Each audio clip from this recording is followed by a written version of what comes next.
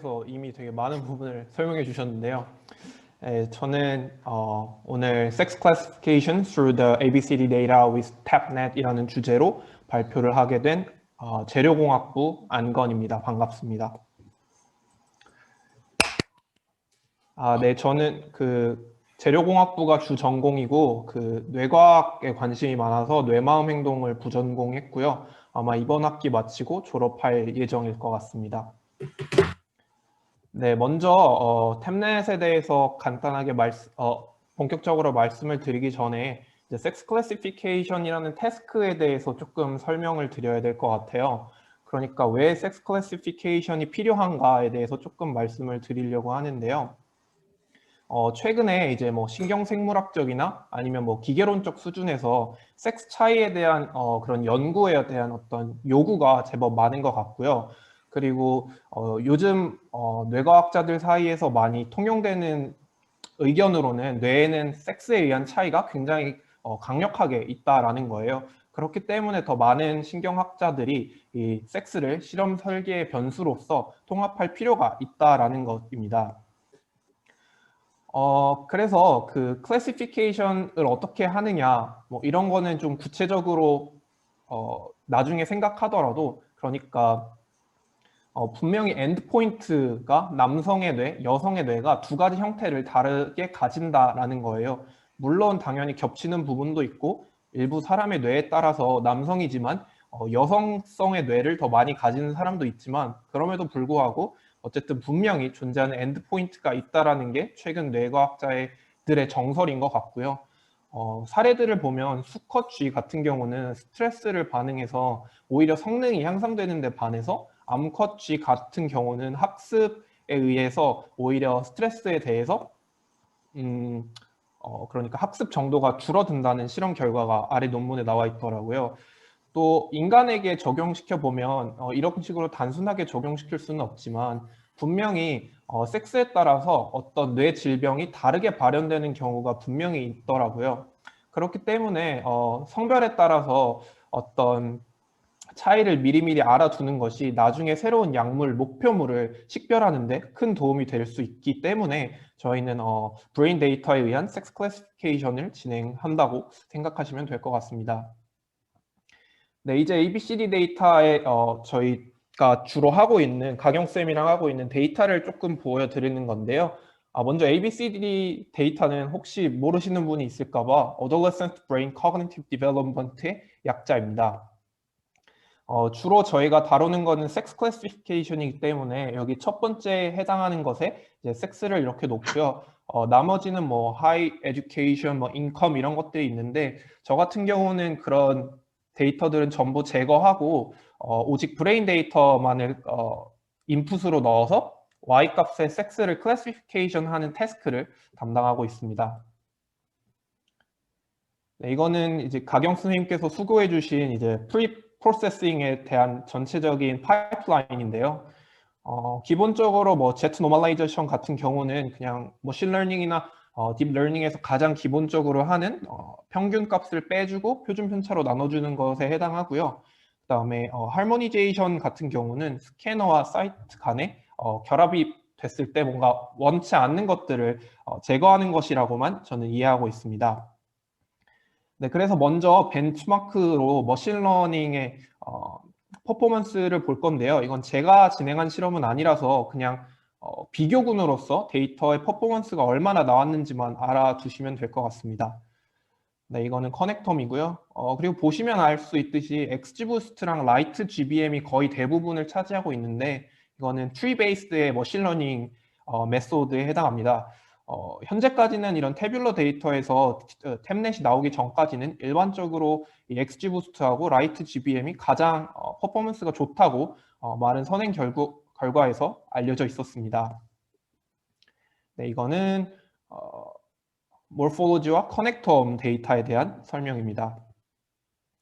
네, 그러면 이제 본격적으로 템넷에 대해서 조금 설명을 드리려고 하는데요. 지금까지 대부분의 태뷸러 데이터에서는 사실 머신러닝이 훨씬 더 퍼포먼스를 잘 하고 있었어요. 태뷸러 데이터를 제외한 뭐 뭐 심지어 텍스트 데이터라든지 아니면 이미지 데이터 같은 경우는 월등하고 일반적으로 딥러닝이 훨씬 더 좋은 퍼포먼스를 보여주고 있었는데요. 지금까지 머신러닝이 그렇다면 왜 태뷸러 데이터에서 이렇게까지 잘 해왔느냐? 세 가지 정도 이유가 있는데요. 먼저 첫 번째로 굉장히 효율적입니다. 그리고 두 번째로 딥러닝 같은 경우는 우리가 블랙박스라고 말할 정도로 그 안에서 정확히 어떤 식으로 일이 일어나고 무엇 때문에 이것이 결과가 이렇게 나왔는지 알기가 어렵다는 단점이 있어요. 그리고 마지막으로 머신러닝을 하는 게 훨씬 더 빨리 배울 수 있습니다. MLP, 그러니까 Multi-Layer Perceptron 같은 경우는 이런 아주 간단한 태스크를 풀 때만 해도 파라미터가 뭐 10만 개, 20만 개 넘어가는 게 그냥 되게 우습거든요. 그래서 이런 게 좀 문제점으로 지금까지 지적이 되었었죠. 그러나 그럼에도 불구하고 딥러닝은 여전히 태뷸러 데이터에서도 필요한데요. 먼저 첫 번째로 그 이유는 large 데이터셋에서는 아무래도 머신러닝보다는 딥러닝이 추후에 갔을 때 훨씬 더 잘 작용할 수 있기 때문입니다. 그리고 두 번째로 엔드-투-엔드 러닝이 가능한 건데요. 엔드-투-엔드 러닝은 이제 그레디언트 디센던트 메소드 같은 걸로 처음부터 끝까지 간 다음에 그거를 다시 트레이닝하는 방법을 말합니다. 그래서 엔드-투-엔드 러닝이 가능해지면 이게 꼭 태뷸러 데이터만 인풋으로 들어가야 되는 게 아니잖아요. 뭐 멀티모달로서 이미지라든지 아니면 다른 것들을 같이 넣어서 러닝을 시키기에 훨씬 더 용이하다는 큰 장점이 있고요. 그리고 두 번째로 다행히 저희 데이터 같은 경우는 저희 가경 선생님께서 이렇게 피처 엔지니어링을 미리미리 해주셔서 좀 큰 문제는 없었지만 사실 머신러닝을 하다 보면 그 데이터 프리프로세싱 하는데 생각보다 많은 에너지가 발생해요. 그런데 이 탭넷 같은 경우는 그 데이터 프리프로세싱이 상대적으로 덜 필요하다는 장점이 있고요. 또 역시 딥러닝은 굉장히 어플리케이션이 무궁무진하다라는 장점이 있죠. 그래서 이 탭넷 구조가 어떤 컨트리뷰션이 있는가에 대해서 말씀을 드리면 앞서 말씀드렸다시피 프로세싱이 필요가 없고 무엇보다 퍼포먼스가 굉장히 잘 나오는데요. 그 퍼포먼스가 잘 나오는 이유는 의사결정 단계에서 순차적으로 이렇게 어텐션을 중간에 넣어주기 때문이라고 합니다. 그리고 이 네 번째로 로컬 인터프리테이션과 글로벌 인터프리테이션도 굉장히 큰 장점인데요. 이거는 제가 이따가 그 주피터 노트북 보면서 튜토리얼 알려드릴 때 더 구체적으로 설명드리겠습니다. 또 마지막으로는 이 self-supervised learning이라는 것이 가능한데 이거는 다음 슬라이드에서 설명드리도록 하겠습니다. 안건 학생, 네? 어텐션이 뭔가요? 설명해 주실 건가요? 네, 그 네. attention이라는 거는 그러니까 여기 우측 상단을 보시면 이건 정확하게 설명드리긴 어려운데 저도 정확하게 attention이 뭐 컴퓨터 공학적으로 어떤 의미다라고 이해를 하고 있지는 않은데요. attention은 그러니까 쉽게 생각을 하시면 어떤 피처들이 있을 때 그 피처를 러닝하는 과정에서 어떤 피처가 더 중요한지 그래서 그 피처에 더 많은 러닝의 비중을 둔다. 뭐 이런 식으로 생각을 하시면 그냥 될 것 같습니다. 그 어텐션이 그 내추럴 랭귀지 프로세싱에서는 단어들이 어떤 단어가 어떤 단어랑 연관이 많이 되고 같이 나오고 하면서 어텐션 그러니까 그 프리퀀시에 따라서 어텐션 벡터를 만들고 그러잖아요. 네네. 근데 태블릿 데이터에서는 이게 시퀀스 데이터가 아닌데 어떻게 하는지가 궁금해서. 여기 우측 상단에 보시면은 대략적으로 네, 이런 식으로 하는 것 같은데요. 그러니까 이렇게 네. 보시면은 그러니까 태뷸러 데이터에서 어떤 거는 뭐 예를 들어서 여기 뭐라고 써져 있죠? 잘 안 보이는데 professional occupation related 어떤 거는 investment related 이렇게 써져 있잖아요. 네. 그러니까 이런 식으로 뭔가 태뷸러 데이터들도 속성을 자기네들끼리 알아서 이렇게 모은 다음에 그것에서 뭐 어떤 것에 어텐션을 더 둘지 뭐 이런 식으로 스트럭처가 짜여 있다고 저는 이해를 했습니다. 요걸 데이터 드리븐하게 요 컬럼들과의 관계를 러닝한다는 거죠. 네, 그렇습니다. 뭘로 러닝하는지는 모르겠으나. 네, 제가 하여튼 그 정도까지 스트럭처를 이해해 그거 보려고 되게 노력을 했는데요. 네, 그거까지는 제가 조금 아직까지 좀 한계가 있었습니다. 오케이. 네, 알겠습니다. 그러면 네, 또 질문 있으시면 언제든지 제가 발표하는 거를 이제 가로막고 들어와 주시면 감사하겠습니다. 네, 이제 좀 정리를 해드리자면 템넷의 큰 장점은 세 가지로 self-supervised learning, 그리고 퍼포먼스가 잘 나온다, 그리고 쉽게 해석이 가능하다라는 것입니다. 그러면 self-supervised learning이라는 게 어떻게 가능한지에 대해서는 그러니까 인코더랑 디코더가 있기 때문인데요. 인코더, 디코더는 그러니까 self-encoder 같은 경우에 자신의 그런 잠시만요. 어텐션이 웨이트 두는 거랑 같은 의미인가요? 가경 선생님께서 그 딥러닝에서 웨이트 두는 거랑 같은 의미인지에 대해서 여쭤보셨는데요. 그냥 거의 비슷한 의미라고 생각하셔도 크게 무리 없을 것 같습니다. 네, 그쵸. 인코더랑 웨이팅을 하는 방법이죠. 근데 그 웨이팅을 어떻게 하는지를 이제 그 메커니즘 어텐션으로 하는 건데 대대불분하게. 네. 네, 그래서 인코더랑 디코더가 있는 거고 인코더를 통해서 이렇게 압축을 한 다음에 디코더를 통해서 다시 그 피처를 늘려주는 방식으로 self-supervised learning을 하는 건데요. 이게 간단하게 self-supervised learning에 대해서 보여주는 그림입니다. 그러니까 요즘에 일반적으로 supervised learning만 해서는 굉장히 한계가 많다는 게 이 머신 러닝이나 딥러닝 필드에서 나오고 있는 이야기인데요. 왜냐하면 뭐 난 데이터도 굉장히 많고 그 레이블링 하는데 시간이 너무 많이 들기 때문에 뭐 self supervised learning이라든지 뭐 다양한 방법을 통해서 반쯤 채워져 있는 레이블을 가지고 실험을 한다든지 이런 식으로 하는데 self supervised learning도 그와 비슷한 방법입니다. 여기 보시는 것처럼 이렇게 테스트를 하게 되면 중간중간에 비어있는 나한 데이터가 굉장히 많은 것을 볼 수 있는데요. 그것을 인코딩과 디코딩을 통해서 대략적으로 그 값에 어떤 값들이 들어갈 것인지 예측해서 그것을 다 채운 다음에 꽉 차진 태블러 데이터를 통해서 실험을 진행하는 것이 바로 self-supervised learning입니다. 그리고 템넷의 feature selection 같은 경우는 결국 어텐션 이야기랑 연장선상이 될 것 같은데, 그러니까 predict 할 때 무엇이 더 useful한가에 대해서 생각을 해서 그걸 가지고 feature를 selection 한다라고 생각하시면 될 것 같습니다. 네, 이제 제가 이번 ABCD 데이터를 통해서 실험한 것들의 퍼포먼스를 보여드릴 건데요. 먼저 첫 번째로 몰포로지 데이터입니다. 좌측 하단에 벤치마크와 비교를 해보시면 테스트 AUC 값이 0.905였는데 제가 실험한 경우에는 0.9369로 대략적으로 한 3%에서 3.5% 정도 퍼포먼스가 증가한 것을 볼 수 있고요. 또 커넥톰 같은 경우도 약 3% 정도 데이터가 퍼포먼스가 증가했고 마찬가지로 몰포로지와 커넥톰을 같이 넣은 경우에도 미량이지만 퍼포먼스가 증가한 것을 볼 수 있습니다. 물론 이게 뭐 굉장히 아웃스탠딩한 퍼포먼스의 증가는 아니지만 새롭게 딥 러닝을 적용했다는 점, 그리고 어쨌든 유의미하게 퍼포먼스가 증가했다는 점에서 템넷이 가지는 의의는 분명히 있다라고 생각이 듭니다. 네, 근데 트리비얼한 인크리즈는 아니에요. 제가 봤을 때는 네, 지금 최종이 90, 다시 한번 보여주시겠어요? 93.7에 92.8, 네. 90, 이 뒤에 거. 이 뒤에 거 커넥톰이 이렇습니다. 네. 그 다음에 합쳤을 때요. 네, 합쳤을 때는 그렇게까지 큰 차이가 나지 않더라고요.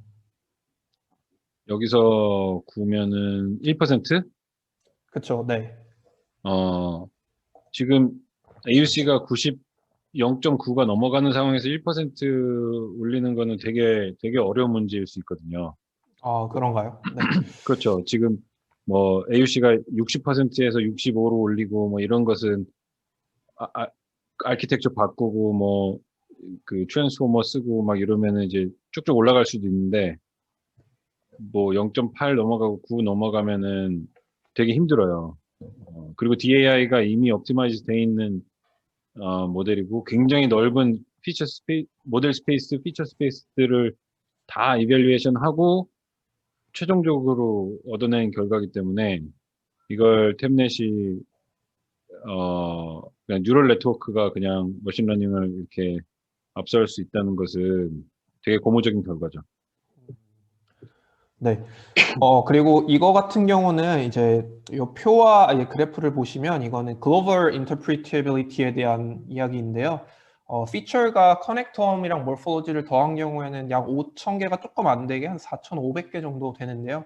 그 중에서 어떤 것이 전체적으로 모델을 트레이닝하고 프레딕트 할때 영향을 많이 끼치는가에 대해서 이렇게 피처 그래프로 나타낸 거고요. 이런 식으로 가장 중요한 것부터 제가 탑 5를 뽑아 놓았고 그것의 레이시오가 이렇게 나옵니다.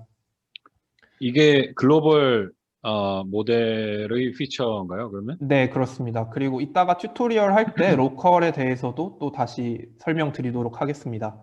네. 그리고 이거 같은 경우는 이제 fivefold cross validation도 제가 진행을 했었는데요. 이렇게 나왔고요. 뭐 morphology 같은 경우도 이런 식으로 나왔습니다.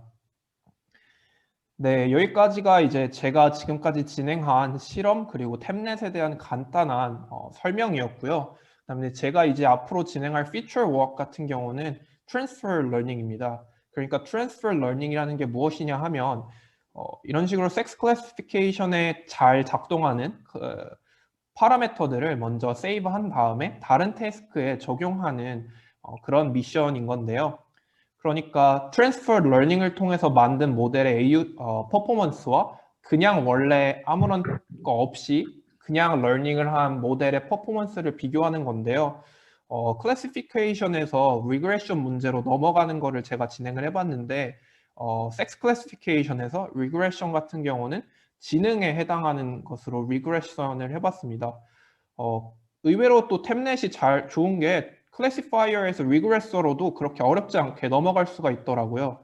그리고 여기 퍼포먼스를 보시게 되면 이거는 MSE mean squared error에 대한 그 값인데요. 그 트랜스퍼 러닝을 했을 때 오히려 에러가 훨씬 작은 거를 볼 수 있죠. 이게 테스트셋에서요? 네, 그렇습니다. 지금 NIH 툴박스 0.17이라고 MSE가? 네, 그렇습니다. 오, 이거는 0.8 이하로 내려간 적이 없는데.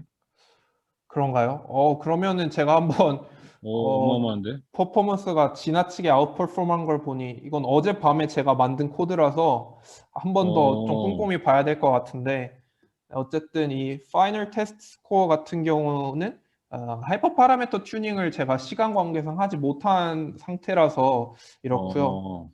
어쨌든 충분히 가능성은 있다 이렇게까지만 저는 확인을 한 상태입니다. 이게 어떤 버그나 이런 게 없고 어떤 그 인포메이션 리키지가 없었다. 그러니까 테스트 셋이나 트레이닝 셋이 겹치는 게 없었고 이게 밸리데이트 된 테스트 셋 결과다 하면은 굉장히 파급력이 있을 것 같고 요거만으로도 아주 재밌는 페이퍼를 할 수 있을 것 같습니다. 아, 근데 그런가요? 네, 그렇죠. 지금 그러니까 왜냐면 이 NIH 툴박스 IQ 예측하는 거는 미카이라는 이제 큰 학회에서 챌린지를 해서 수십 팀이 참가를 했는데 거의 0.9 그러니까 의미 없는 미인 값으로 프리딕션 하는 거랑 거의 차이가 없는 리절트밖에 못 얻었거든요. 0.17은 본 적이 없는 에러 값이에요. 그러면은 일단은 제가 이 코드는 아직 막 그렇게 많이 본 코드가 아니라서 조금 더 확인해 볼 네, 필요가 있을 것 같습니다. 네. 그 네, 이 학습을 얼마나 했죠? 입학이 보통 얼마나 됐죠? 그게 그러니까 최종적으로 하이퍼 파라미터 튜닝을 그러니까 섹스 클래시피케이션을 다 한 상태로 맥스 입폭을 200으로 했었습니다. 네. 일단 어, 페이션스가 50이었고요. 네. 어, 그래서 프리트레인된 모델을 클래시피케이션 테스트의 프리트레인된 모델을 가지고 이제 파인 튜닝을 한 거네요. 파인 튜닝을 정확히 어떤 거를 말씀하시는지 모르겠지만 그냥 거의 그러니까 학습을 어, 다시 시킨 거죠. 네, 네, 네. 네, NIH 맞습니다. 거기다가 다시 하고 원래 파라미터들은 그대로 사용했고요. 예, 그 상태로 예. 피트만 해서, 네, 그렇습니다. 파인 튜닝을 한 거라고 생각하시면 될 것 같습니다. 그러니까 학습이 이루어진 거죠. 이제 모델 이벨리에이션만 한 게 아니고. 네, 맞습니다. 오케이. 근데 거기서 이제 하이퍼 파라미터는 또 튜닝을 해야 되는 거고. 그럼 이게 여기서 더 좋아질 가능성이 있는 거네요. 그쵸. 네, 아직 하이퍼 파라미터 어, 튜닝은 진행이 되지 않은 상태이기 때문에 네. 그렇습니다. 이거는 되게 놀랍네요. 별로 기대하지 않았는데 이게 결과가 제대로 리프로듀스블한 결과라면 되게 놀라운 것 같아요. 음, 음, 네, 저도 좀 이게 돼서 사실은 처음에 이게 되네 하고 네. 엄청 얼떨떨했습니다. 코드를 한번 같이 들여다봅시다, 그러면. 네, 이미 그러면 이제 튜토리얼로 해주실 거지? 네, 그러면은 이제 여기까지가 제가 준비한 프레젠테이션은 전부이고 이제부터는 그 제가 짠 그 파이썬 코드를 보면서 튜토리얼을 진행할 텐데요. 혹시 여기까지 질문 있으신 분 계신가요? 아마 질문이 궁금한 되게 게요. 많을 것 같은데. 네. 트랜스퍼 러닝을 할 때는 그러면은 새로 뭔가 파인 튜닝이나 하이퍼 파라미터 튜닝은 따로 진행하지 않나요? 지금 그러니까 제가 실험한 결과에서는 그러니까 하이퍼 파라미터를 따로 튜닝하지 않았습니다. 그러니까 원래 최대로 잘 튜닝된 하이퍼 파라미터를 섹스 클래시피케이션해서 그대로 가져와서 그냥 핏만 해서 이포크랑 페이션스 그다음에 뭐 그런 것들을 설정해 줘서 진행을 했고요. 만약에 하이퍼 파라미터 튜닝을 다시 하게 되면 구체적으로 어떤 방식으로 해야 될지는 조금 더 생각이 필요할 것 같습니다. 네, 또 다른 질문 있으신가요? 트랜스퍼 러닝이 성공하는 경우를 처음 봤네요. ABCD 데이터에서. 이게 성공이면 좋겠네. 예, 저도 제발 그랬으면 좋겠네요. 음, 네, 그러면 따로 질문이 만약에 없으시면 제가 또 그 코드를 보면서 해보면 또 질문이 더 생기실 것 같으니까 어, 네, 여기를 잘 보이시나요, 코드가? 네. 이거는 이제 그냥 그러니까 주피터 노트북 코드를 제가 이렇게 만들었고요. 그다음에 또 교수님께서 이거를 원라인 코드로 만들라고 하셔가지고 그것도 해놨는데요. 나중에 또 구체적으로 설명해 드리겠지만 이렇게 6개 그냥 데이터만 넣으면 알아서 전 과정이 진행될 겁니다. 음, 일단 첫 번째로 그냥 하나하나씩 위에서부터 설명드릴게요. 혹시 그 파이썬에 익숙하지 않아서 뭐 잘 이해가 안 되는 게 있으시면 언제든지 질문해 주시면 감사하겠습니다. 뭐 일단 처음에 당연히 이제 뭐 이렇게 임포트를 해야 될 거고요. 아마 처음에 이 과정에서 되게 귀찮은 게 그러니까 파이토치 외에는 사실 거의 없을 거예요. 다 그냥 피부로 설치되는 라이브러리들이라서 그렇게 어려움 없이 될 거라고 생각합니다. 일단은 테스트 데이터랑 트레인 데이터를 불러오고 그럼 트레인 데이터를 보게 되면은 뭐 이런 식으로 생겼어요. 네, 저희가 실험을 할 거는 타겟이 섹스이고 그다음에 그 외에 뭐 여기 이상한 뭐 unnamed, subject key, race, ethnicity 이런 거는 일단은 실험에 안 들어가니까 이렇게 unused feature를 넣어주시기만 하면은 이 주피터 노트북에서는 그냥 쭉 아래부터는 그냥 다 run all 하면은 알아서 갈 거예요. 그 1번 칼럼이 뭐예요? 요거는 그 제가 그 데이터를 그 자를 때 그 서브젝트 키로 아, 자르면서 아, 요게 그냥 생긴 건데 예. 이건 그냥 드랍하면 될 인덱스. 것 같아요. 네네네. 요 원래 나와 있던 거를 그 막 랜덤화해서 막 바꾸고 뭐 이러다가 이런 게 나온 네. 건데요. 이거 그냥 드랍하면 됩니다. 오케이. 네, 그리고 테스트 데이터랑 트레인 데이터를 일단 먼저 프로세싱을 해야 되는데 트레인 데이터랑 발리데이션 데이터로 75대 25로 랜덤으로 나눠주고요. 그다음에 요거 같은 경우는 그 NA, 그러니까 빈 칸을 0으로 저는 채워줬습니다. 그리고 인덱스를 이제 초기화해 주는 거고요. 뭐 피처 같은 경우는 unused feature랑 타겟 빼고 나머지 다 쓴다. 그런 거라고 생각하시면 되고요. 그다음에 이렇게 스플릿으로 데이터를 자르면은 xtrain, ytrain, xvalid, yvalid 이렇게 나옵니다. 그러면은 쉐이프가 이렇게 되죠. 그러면은 여기서 train 데이터랑 y 레이블 데이터를 보시게 되면은 x train은 뭐 이런 값들이 쭉 나올 거고, 그럼 그 각각의 정답들이 그러니까 2111, 1121 뭐 이렇게 나오겠죠. 그러면은 이제 하이퍼 파라미터 튜닝에 대해서 설명을 드릴 텐데요. 이거는 박기태 님께서 좀 도움을 많이 주셨습니다.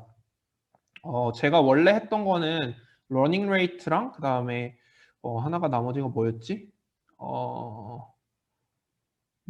아마 웨이트였나? 뭐 그런 걸로만 저는 하이퍼 파라미터를 2개만 했었는데 여기서는 이렇게 5개를 하이퍼 파라미터로 놓고 그다음에 이 전체 스페이스를 그리드 서치하는 방식으로 하이퍼 파라미터 튜닝을 했고요. 이렇게 해서 이렇게 쭉 이렇게 러닝을 막 해가지고 알아서 찾아줍니다. 저 같은 경우는 이게 한 30시간 정도 걸렸던 것 같아요. 그러면 이제 하이퍼 파라미터 중에 제일 퍼포먼스가 좋은 애를 찾았으면 그 밑에서 하이퍼 파라미터를 max hy로 다시 지정을 해줍니다. 그리고 러닝을 다시 하게 되면 네가 가지고 있는 베스트 hy는 요거고 퍼포먼스는 뭐 요거다. 지금 여기 보이시는 이거 같은 경우는 전체 실험을 돌린 다음에 제가 약간 결과를 보여주기 위해서 다시 한번 한 거라서 결과가 약간 다를 수 있습니다. 그리고 글로벌 플레이너빌리티 같은 경우는 피처에서 얼마나 많은 것들이 이제 그러니까 이렇게 영향을 끼쳤는지 이렇게 보여주는 것입니다. 여기 같은 경우는 제가 일단 5로 해놨는데 뭐 이거는 나중에 원 코드에서도 설명드리겠지만 뭐 한 10개를 보고 싶다, 20개를 보고 싶다 하시면 이 숫자만 그냥 바꿔주시면 됩니다. 그 다음에 이게 로컬 익스플레이너빌리티인데요. 이것도 굉장히 잘 짜놨더라고요. 그래서 이렇게 보시면 각각의 서브젝트 키마다 피처들이 얼마나 많이 그러니까 그걸 프레딕트 하는데 공헌했는지를 이렇게 보여줍니다. 그래서 이거를 되게 실험적으로 사용할 수 있을 여지가 되게 많을 것 같아요. 이 글로벌뿐만 아니라 로컬 레벨에서도 각각 서브젝트 키가 어떻게 적용을 했는지 그리고 그 교수님께서 자주 말씀하셨지만 그 남성과 여성의 뇌를 가질 이게 predict percentage가 템넷에서 나오거든요. 그러니까 남자라고 해서 무조건 남자인 게 아니라 이 뇌는 남자의 확률이 뭐 99%인 뇌다. 아니면 이 뇌는 남자의 확률이 뭐 60%인 뇌다. 이런 것들이 있는데 그런 퍼센테이지가 다를 때 이런 어떤 피처들이 얼마나 contribute 했는가에 대해서 이제 그것도 조사를 해보고 연구를 해보면 상당히 흥미로운 결과들을 나타낼 수 있을 것 같습니다. 뭐 이렇게 쭉 서브젝트 키별로 각각 피처 네임과 레이시오를 이렇게 쭉 볼 수 있는 파이썬이고요. 그 다음에 요거 같은 경우는 그 트랜스퍼 러닝 할 때 제가 썼던 방법인데 이렇게 하면은 그 파라미터들이 그 클래시파이어 CLF에 이제 전부 저장이 됩니다. 그럼 이 저장이 된 거를 나중에 이렇게 로드를 해서 불러오면은 이 템넷 리그레서를 이렇게 불러오면은 알아서 이렇게 되더라고요. 그래서 그러면은 그 제가 파인 튜닝만 하게 되면 모폴로지 데이터 어떤 거 쓰셨나요? 라고 하셨는데 모폴로지 데이터 가장 최근에 그 잘라주신 거 썼던 것 같습니다. 그러면 이제 로드 해서 보게 되면은 원래 실험 결과하고 똑같은 실험 결과가 나오는 거를 볼 수 있습니다. 네, 이것 그 다음에 네? 로드에서 지금 다시 트레이닝 한 거가 아니고 로드에서 뭘 본 거죠? 이거는 그냥 그 트랜스퍼 러닝 한 건 아니고요. 이게 로드가 돼서 똑같은 결과가 나오는지를 확인한 거예요. 그래서 오케이. 어설트를 해서 아까 실험한 거랑 로드에서 불러왔을 때 실험을 했을 때 똑같은 결과가 나왔다. 여기서는 이거를 보여준 겁니다. 오케이. 네, 그리고 요게 이제 어디 있냐? 네, 요게 이제 그 제가 원라인 코드로 짜놓은 건데요. 그 맨 위에서 이렇게 6개를 지정해 주시면 돼요. 트레인 데이터, 테스트 데이터, 타겟, 피처, 그다음 뭐 넘포드랑 넘버 피처는 이거는 그 탑 몇 개를 보여줄 건가에 해당하는 거고 넘포드는 뭐 5fold 크로스 발리데이션을 할 건지 뭐 6fold 크로스 발리데이션을 할 건지 뭐 그런 거입니다. 사실 뭐 여기는 그냥 조금 그 형식만 다를 뿐 그거는 똑같은데요. 여기 좀 다른 점은 이 Kfold라는 거를 만들어서 그 Kfold 크로스 발리데이션을 진행했다는 점만 다른 결과입니다. 지금 이 코드에서는 기본적으로 그 K폴드 크로스 발리데이션을 하게 짜셨나요? 네, 이 코드는 이렇게 number of folds를 넣으면 그 크로스 오케이. 발리데이션이 되는 코드로 짰습니다. 네, 네. 그래서 여기 같은 경우 뭐 다른 건 다 똑같고요. 아, 그냥 K폴드를 쓰셨어요? 사이클런에서? 아니면 네,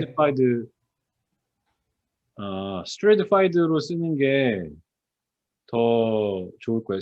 여기서 K폴드랑 스트레이트파이드 K폴드의 차이는 우리가 보고 싶어하는 아웃컴 베리어블의 그 레이시오를 고정할 수 있게 해주는 게 스트레이트파이드고요. 네, 그냥 K폴드 하게 되면 완전히 랜덤하게 가기 때문에 그 스플릿마다 우리의 아웃컴의 비율이 케이스 컨트롤 비율이 다 달라질 수도 있거든요. 그래서 스트레이트파이드 K폴드를 하는 게 더 안전하죠. 혹시 다시 한 번만 설명해 주시겠어요? 제가 정확하게 이해를 못한 것 그냥 같아서. 일반적으로 K폴드를 하면 전체 데이터를 다 랜덤하게 자르잖아요. 네, 근데 우리의 그 Y 베리어블의 비율이 각 폴드마다, 각 스플릿마다 달라질 수가 있다는 거죠. 그걸 방지하기 위해서 이제 어떤 Y 밸류에 고정을 해서 이 K 폴드를 진행할 거냐 하는 게 stratified K 폴드거든요. 거기서는 이제 K 폴드 할 때랑 똑같은데 Y 베리어블만 설정해주면 돼요. 네, 네, 그러면 이거 같은 경우에 뭐 섹스 클래시피케이션에 한다 그럼 남녀 비율이 항상 스플릿별로 across split consistent하게 지정이 되죠. stratified를 하면. 네, 그러면 이거에 대해서는 제가 한 번 더 살펴보고 코드를 수정할 수 있으면 수정할 수 있도록 하겠습니다. 네, 뭐 이렇게 K폴드에 대해서 진행이 되고, 그다음에 뭐 마찬가지로 그다음에 하이퍼 파라미터 좋은 거를 찾은 다음에 베스트를 찾고, 그다음에 또 여기서는 이제 로컬을 보여주게 되면 지나치게 이게 출력값이 많을 것 같아서 여기서는 글로벌만 보여주는 걸로 제가 코드를 짰고요. 그다음에 이렇게 런으로 코드를 짠 다음에 해주시게 되면은 최종적으로 여기서 이렇게 코드를 넣어주시면 여기서 보시면은 이거 같은 경우는 제가 좀 빨리 돌아가라고 원래 이게 한 스페이스가 400 몇 차원 정도 되는 건데 그냥 2차원으로만 해서 그냥 보여주기 용으로 제가 만든 건데요. 이렇게 하면은 한 줄 코드를 하면은 first fold에서 이렇게 찾을 거고 그다음에 그 중에서 제일 맥스인 거를 찾아서 테스트 스코어를 보여주고 그래프 플롯하고 피처 네임을 보여주고 1, 2, 3, 4, 5에 대해서 같은 방식으로 보여준 다음에 가장 마지막 줄에 테스트 AUC를 이렇게 5개 뽑아내는 걸로 제가 한 줄 코드를 만들었습니다. 그러니까 파이썬에 대해서 많이 모르셔도 이거는 진짜 한 며칠만 잡고서 이것저것 프린트 해보면은 분명히 돌리실 수 있을 거거든요. 그래서 지금까지 DAI로 실험하셨던 분들도 이거 사용해서 실험해 보시면은 뭐 로컬 인터플리티비티도 있고 해서 되게 많은 곳에 적용이 가능할 것 같습니다. 시간이 좀 남는데 트랜스퍼 러닝 코드도 잠깐 보면 제가 실수를 했는지 안 했는지 볼 수 있겠죠. 네, 그러면 일단은 뭐 그런가요? 잠시만요. 그 볼륨에 대해서는 제가 몰포로지 데이터에서 그게 볼륨이 당연히 제거된 건 줄 알고 실험을 했는데 만약에 볼륨이 제거되지 않은 거였으면은 한번 다시 실험을 해봐야 되겠네요. 근데 제가 이 하이퍼 파라미터 튜닝을 하기 전에 원래 걸로 그 볼륨이 제거된 걸로 실험을 했을 때도 그때 한 데이터가 0.92 뭐 이 정도 나왔었거든요. 근데 어쨌든 이걸로도 한번 그 볼륨 없는 걸로 또 다시 돌려봐야 될 것 같네요. 네. 네. 또 질문이 있으신가요? 총 3가지 버전이 있나요? 그게 볼륨의 어떤 그런 거에 따라서 버전이 여러 개가 있었죠. 네, 그러면 그 세 개에 따라서 다 따로따로 한번 실험을 해봐야 될 것 같은데요. 이게 하나 문제가 있는 게 제가 지금 코드적 지식이 높지가 않아서 그냥 그리드 서치로 하다 보니까 시간이 어마어마하게 걸린다는 건데 크로스 발리데이션까지 하게 되면은 한 5, 6일 걸릴 거거든요. 지금 코드로 짜면은. 그래서 이걸 뭐 어떤 좋은 방법이 있을까에 대해서 또 좀 더 생각을 해보면 좋을 것 같고요. 네, 여기까지가 제가 했던 거고, 트랜스퍼 러닝에 대해서 이제 이야기를 하고 있었죠. 트랜스퍼 러닝은 이제 위에서 저장했던 거를 가지고 와서 여기서 이제 이번에는 플루이드 컴프 이게 지능이 맞죠? 이 지능에 대해서 하고 그다음에 뭐 다른 거는 다 똑같은 형식으로 했어요. 섹스를 이번에는 사용하지 않을 거니까 섹스에서 빼주고 이렇게 하는데 리그레서에서는 쉐이프를 이렇게 바꿔야지 돌아가더라고요. 그래서 이렇게 바꿔줬고 민스퀘 에어 깔아가지고 로디드 클래스로 했을 때 테스트 스코어 보여주면은 이렇게 뭐 0.172가 나오는 게 제가 한 실험입니다. 그다음에 요거는 그냥 그 하이퍼 파라미터 튜닝 전혀 없이 템넷 리그레서로 그냥 제일 기본 세팅 써서 돌렸을 때 결과 값인데요. 뭐지? 더 엄청 작네. 이건 0.120이 나왔네요. 아, 맞다. 이게 제가 어제 밤에 돌려놓을 때는 그 페이션스를 좀 작게 해서 두 개를 실험을 했었었는데요. 오늘 밤에 잘 때 이 페이션스를 50으로 해놓고 돌렸는데 이게 더 작은 값이 나와버렸네요. 이런. 페이션스가 뭔지 설명해 주셨나요? 예, 페이션스 같은 경우는 뭐냐면은 여기 이렇게 보시면은 이 validation 값이 있잖아요.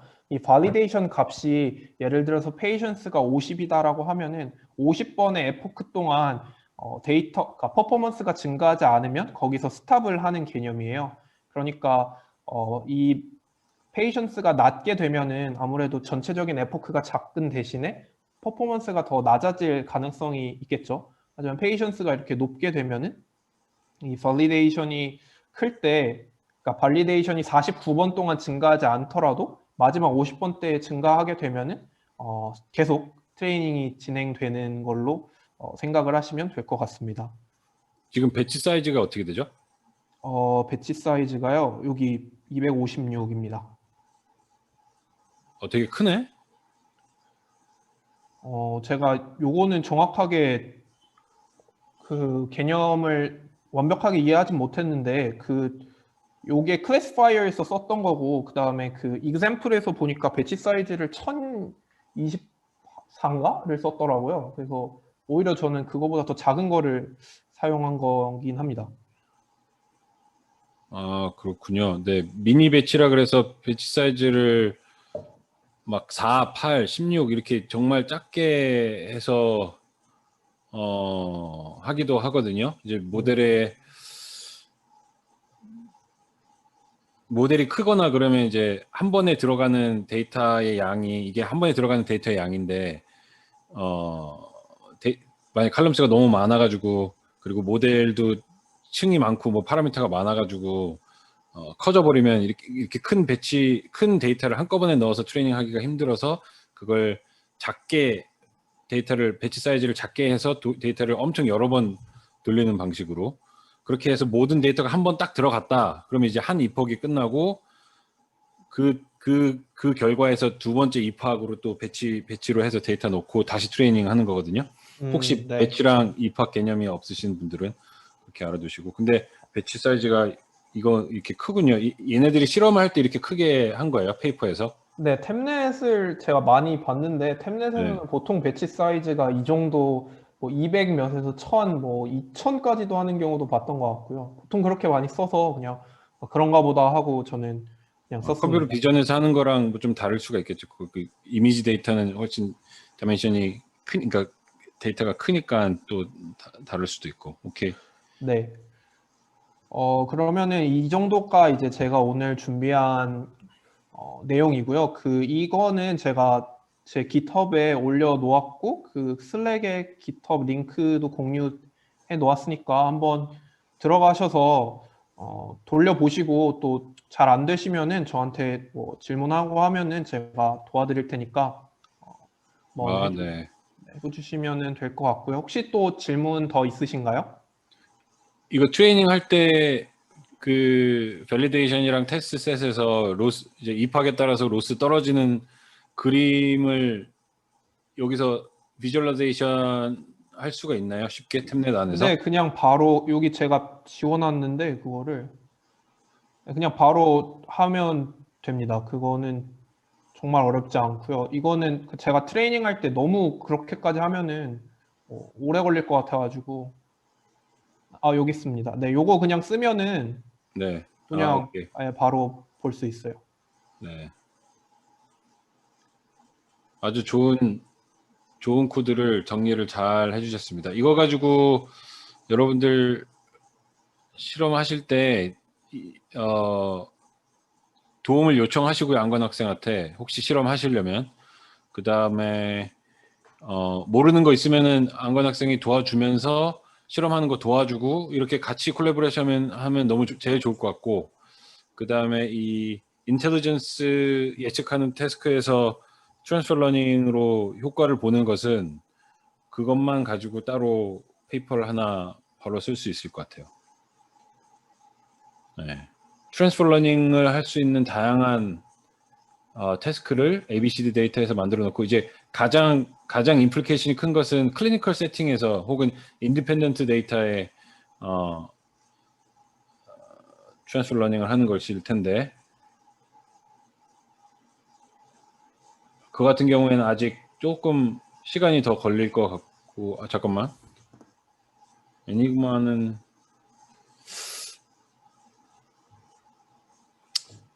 OCD 데이터는 데이터 다이멘션이 조금 달라서 Y매터 파스큐리여서 잘 안 될 것 같은데 하여튼 그거 생각해 봅시다. 인디펜던트 데이터를 이용한 트랜스퍼 러닝 이런 것은 한번 생각을 해보고 이게 예컨대 섹스 클래시피케이션을 한 상태로 하는 게 좋은지 아니면 이제 언슈퍼바이즈로 그냥 오토 인코더 식으로 데이터만 주고 인풋 데이터만 주고 프리 트레이닝을 시킨 다음에 그것을 트랜스퍼 러닝을 하는 게 좋은지 그런 실험들을 이제 몇 번 우리가 해봐야 될 것 같거든요. 네.